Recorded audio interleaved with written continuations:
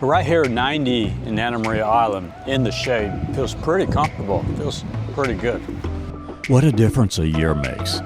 When Anna Maria Island in Sarasota was hit by Hurricanes Helene and Milton a year ago, there were questions: could it return? It faced an unprecedented test. For a city that is centered around entertaining tourists, it was, all of a sudden, just thinking about survival. It's moving through an environment of that low wind shear. Hurricane Helene is 150 miles to the west of us in Sarasota. The downtown area, this is the marina, but then beyond that, Lido Key, Longboat Key. 5 to 7 feet of storm surge brought catastrophic results.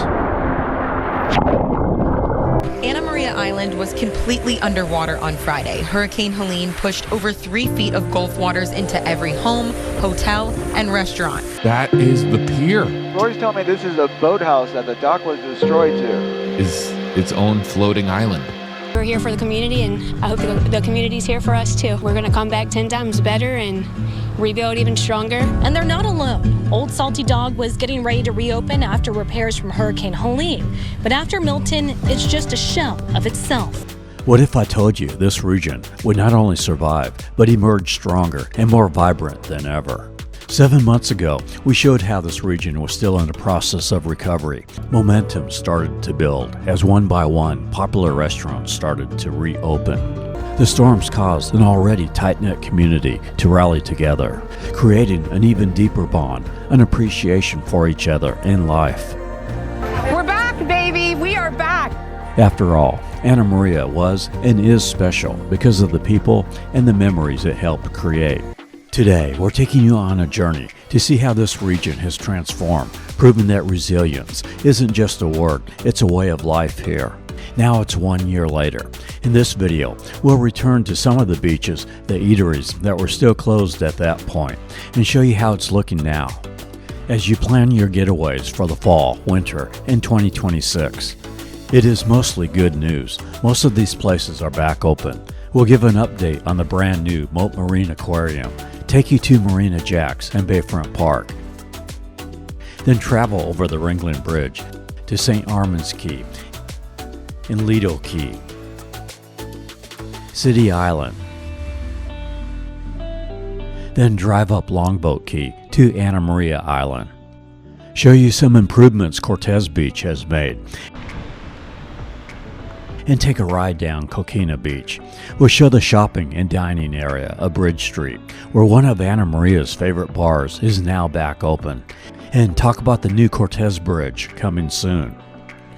We'll hang out at Manatee Beach, give updates on the 2 piers that were destroyed, Anna Maria City Pier and the Rod and Reel Pier. And there's new rules for Bean Point. We are Tampa Aerial Media. We film across the USA, but in winter and spring, focus mostly on Florida. Coming next month, we are returning to the Florida Keys for a big series. We'll be doing lots of live videos there. And in November, filming St. Augustine. And in January, Rocky Top Dog returns to the Bahamas. So subscribe and drop a like to see all that. We upload raw footage for channel members. I always appreciate your comments and super chats, which helps to cover the expenses of filming these videos. So for now, come with us as we update you on Anna Maria Island and Sarasota, from setback to a stunning comeback.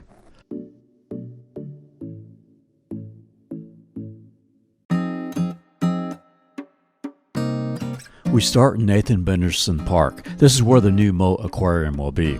Officially, the Mote Science and Education Aquarium was originally scheduled to open in early 2025, but was delayed. Just got word as of the filming of this video. It's opening October 8th for the general public and October 6th for members. This whole area should be a must-stop on your Sarasota getaway. It's not just the aquarium, but a lakeside park with trails. There's a Pop Stroke next door, which is an upscale mini golf course with a family-friendly restaurant, full bar, and other outdoor games. And you have the University Town Center with both an indoor mall and outdoor shops and restaurants. Live music at the Green with community events. They now have 3 natives here. That's a really good health-conscious cafe. We showed them in our Treasure Coast videos. Good to see them expanding to Florida's West Coast. This Nathan Benderson Park surrounds a 400-acre lake with a 3.5-mile paved trail. You can see I-75 there on the left.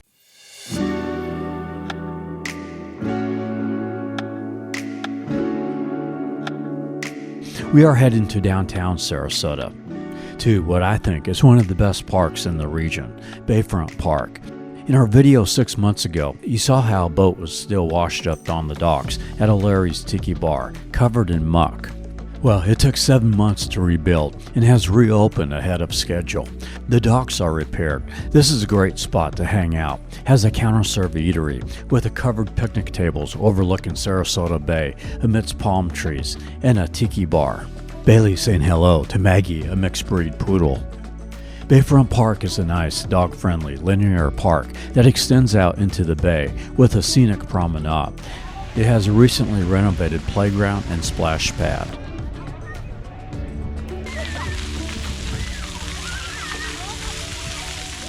In between Bayfront Park and the marina is the unconditional surrender statue that commemorates the famous picture taken in New York's Times Square, celebrating the end of World War II.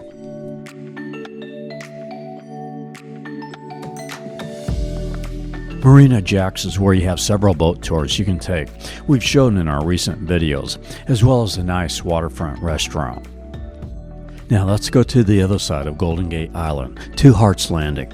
This is a park area that had a boat dock and bait shop. Nothing has been fixed yet, but it is expected to reopen in early 2027. Construction to begin in 2026. Also part of this park is a pier on the other side of the Ringling Bridge. You can still see the planks missing on the pier. Now, we head over the Ringling Bridge to St. Armands Key. If you remember 7 months ago, there were leaning power poles that were still here. Well, those have disappeared, and all the power and utility lines have been fully buried underground on Bird Key, St. Armands Key, and Longboat Key. We passed through St. Armands Circle on the way to Lido Key, the popular shopping dining area in Sarasota. We'll come back through here on our way to Longboat Key, but for now, we head to Lido Key.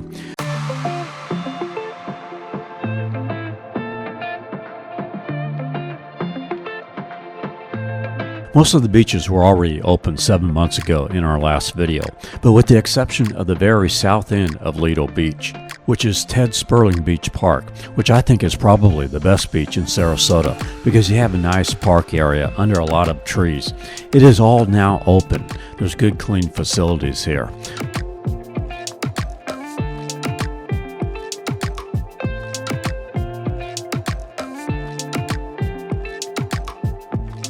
On the bay side, a popular spot for boaters.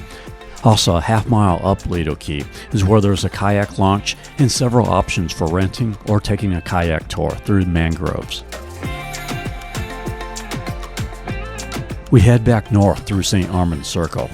There are over 100 stores and eateries here, and its proximity, being so close to Lido Beach, makes a great stop for before or after your time at the beach. It was this corner here where a couple of businesses were wiped out, but about 90% of the businesses are all back open.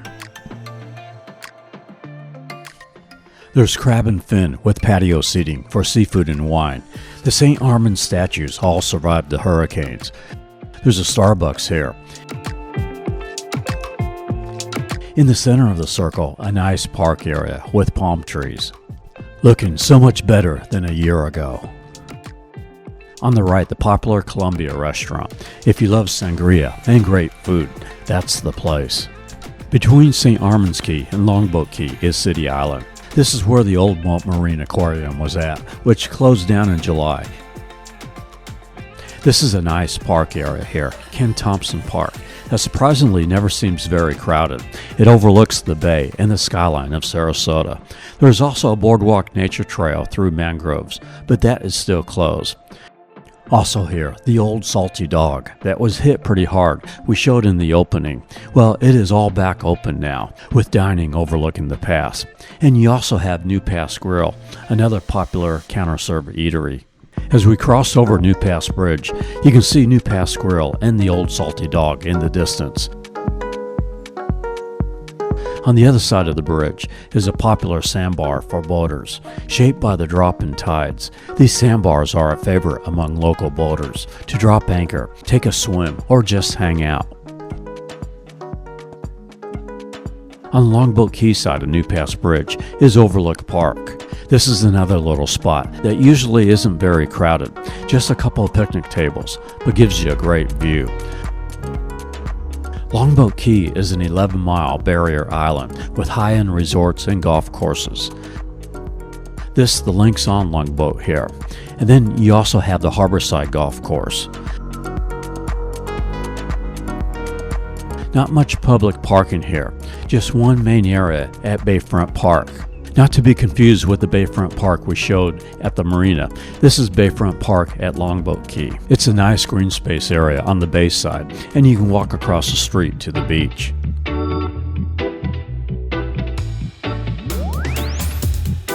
We arrive at Longboat Pass, which separates Longboat Key with Anna Maria Island. Here, another popular sandbar for boaters. It is the Jewfish Basin Sandbar near Longboat Pass. It is in the Great White Heron National Wildlife Refuge, so you'll see lots of birds here, especially around sunset. Now, if you don't have a boat, you can take a cruise with Sure Thing Tiki Cruises to get to the sandbar. We enter Anna Maria Island, the municipality of Bradenton Beach. The first beach here on the left is Coquina Beach, but we are going to go another 1.5 miles to Cortez Beach and Park so that we are within walking distance to Bridge Street, and we'll bike back down to Coquina Beach. Cortez Beach is where you have 3 short piers, the only golf side piers on the island. This was one of the hardest hit areas during the hurricanes. This yellow home kind of became the symbol of the destruction, and it's still here. This beach was the last to open back up after the hurricanes, but looks pretty good now. They improved this pedestrian path, which is an extension of the Coquina Beach bike path, so you have a total of 1.5 mile pathway.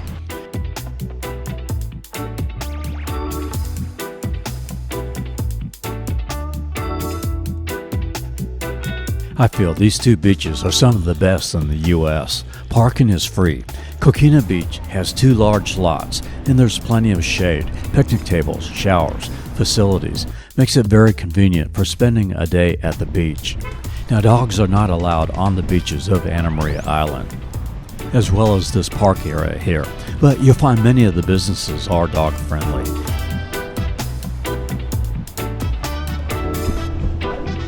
And there's Coquina Beach Cafe here that just opened back up after we filmed the last video.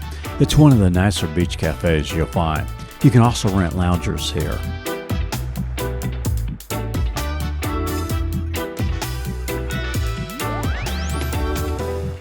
We arrived back at Longboat Pass that we just drove over a minute ago. A nice place to watch the boats coming in and out of the inlet. There's also RV parking here at the south end of the beach, but no overnight camping allowed.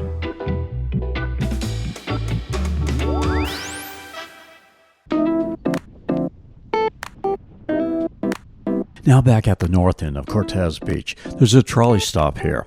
The island trolley runs from 6 a.m. to 10:30 p.m., 7 days a week, 365 days a year, and is completely free. Runs about every 20 minutes. We now head to Bridge Street, a popular dining area of Anna Maria Island, certainly the best bars on the island. It has the only bayside pier to survive the hurricanes. Now, parking can be very limited here. In this shot, you can see its proximity to Cortez Beach, with Bridge Street parking on the right, and the south end of Cortez Beach on the left. So the good news is you got this big parking lot to park at Bridge Street. The bad news is it's $15 an hour. Violators will be towed, but the good news is you can park way down there. Cortez Beach starts right about there. That's about 2/10 of a mile from that parking lot. And you can park there for free. And on your way over to Bridge Street, you can pick up some Yoder's ice cream right here. This is the Bridge Street Bistro, which being right across the street from the beach and an open-air bottom floor, sustained extensive damage from the hurricanes. But as you can see, it's all back to normal. They have a good seafood menu and also a rooftop deck. Across the street is the Daiquiri Deck, with several locations in Tampa Bay, but this is their newest and probably one of the best views from the rooftop deck overlooking Bridge Street and the beach. As well as creative frozen drinks, they also have a pretty decent food menu. The Fish Hole Mini Golf here is nice because there's lots of shade, as well as cooling mist to give you relief from the hot Florida sun. Next door, the Fudge Factory with Dubai chocolate and ice cream. One of the only places with their own parking lot is the original bar of Anna Maria Island, the Drift-In AMI bar. It turned 100 years old this year, was hit hard during the hurricanes, but everything looks back to normal now. And overlooking the bay and the pier is the Bridge Tender Inn with a tiki bar and a little beach area. With live music. Go Pack Go, unless they are playing the Bucks. At the end of Bridge Street is the pier, where you find the Anna Maria Oyster Bar. This is where you saw the employee at the beginning of the video saying, "We're back." This is a good place to dine, right on the pier. There's been some controversy lately over these 3 tiki coverings wasn't approved with permitting when they reopened. Come on, these restaurants have been through enough without getting hassled by frivolous city codes. They also have the Pier Chair, a grab-and-go walk-up bar for cocktails and ice cream, for before or after your boat tour. We have both non-alcoholic and alcoholic beverages. We also have ice cream. I have slushies, some for the kids. So stop by, we'll get you something you like. While this pier survived the hurricanes, the docks here were pretty badly damaged. But those have all been rebuilt now, and the boat tours are back. There's Paradise Boat Tours with a 90-minute eco tour that is $35 for adults, $25 for children 3 to 12. And there's Sure Thing Tiki Cruises we mentioned earlier, a floating tiki bar with both public and private cruises and dolphin tours. And there's also Anna Maria Island Adventures with dolphin and sandbar tours, as well as banana boat rides and fishing charters. This is also a stop for the Gulf Islands Ferry that travels between the Bradenton Riverwalk and Bridge Street. It's only $6 each way.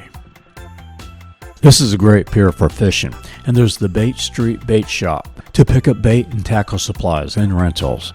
So this is named Bridge Street because it was a bridge that connected Anna Maria Island with the mainland until 1956 when this Cortez bridge was built. Well, this bridge is going to be replaced by a new higher fixed-span bridge, which will feature 2 10-foot pedestrian paths on both sides of the bridge. Construction will start in 2026 and potentially be completed in 2027. Traveling further north, the Gulf Drive Cafe with seating overlooking the Gulf right on the beach.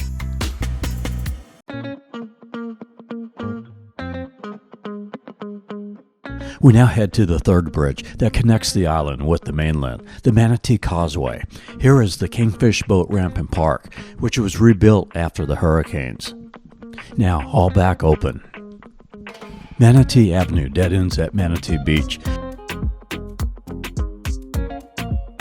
This is really another great beach. The only reason I don't rate this as good as Coquina Beach is it's not as big, not as much parking. Although there is a big lot here, it can get filled up on weekends. This also has a nice area under trees. A really good cafe. In fact, this cafe has an even bigger menu than the Coquina Beach Cafe. And there's also a tiki bar here. You gotta try their sweet potato fries. And you gotta try their fish tacos too, pretty good. It is also close to a shopping center with plenty of eateries and rentals, like AMI Beach Fun Rentals. In our next Anna Maria Island video, we'll do a scooter rental, which Bailey has been wanting to do. Just north of Manatee Beach is the popular Ugly Grouper in the Holmes Beach part of the island. On the north part of the island is the town of Anna Maria. It is here you'll find great eateries like Ginny's and Jane E's, a good place for breakfast, great food, and decent prices.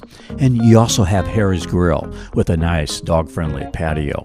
For fancy beachside dining, you have the Sandbar restaurant, which has been recently renovated under new ownership. They now have a walk-up window serving breakfast and light fare, smoothies and pastries, and there's also an ice cream shop on the inside.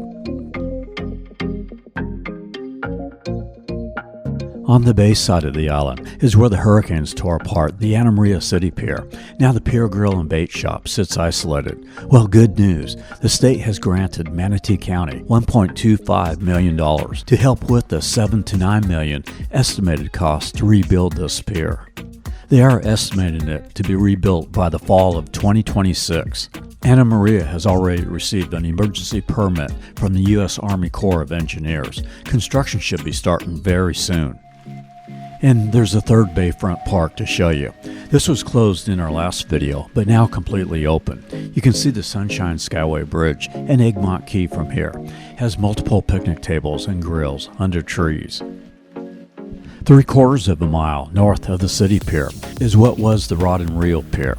This probably won't be rebuilt till at least 2027. It is still in the permitting and financing stages.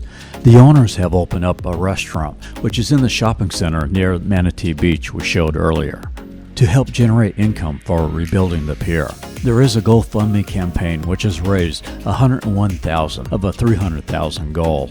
And finally, we enter a video at Bean Point, one of our favorite spots on the island, although there's no parking area within a mile of it.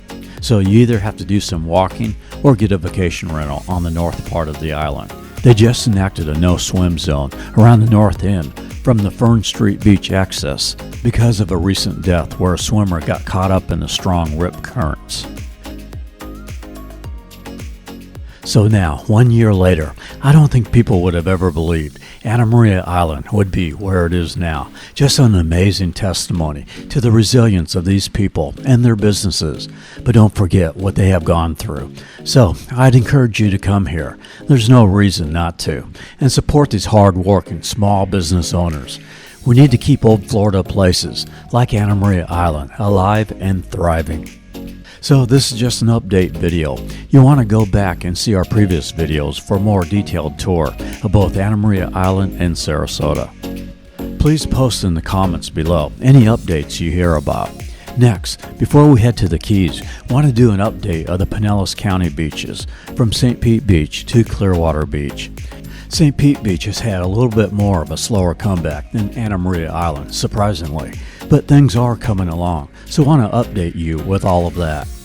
If traveling with a dog, I highly recommend these Cargo Dog backpacks. It allows you to bring a dog to places you otherwise would not be able to go. From Anna Maria Island, I wish blessings to you wherever you may be.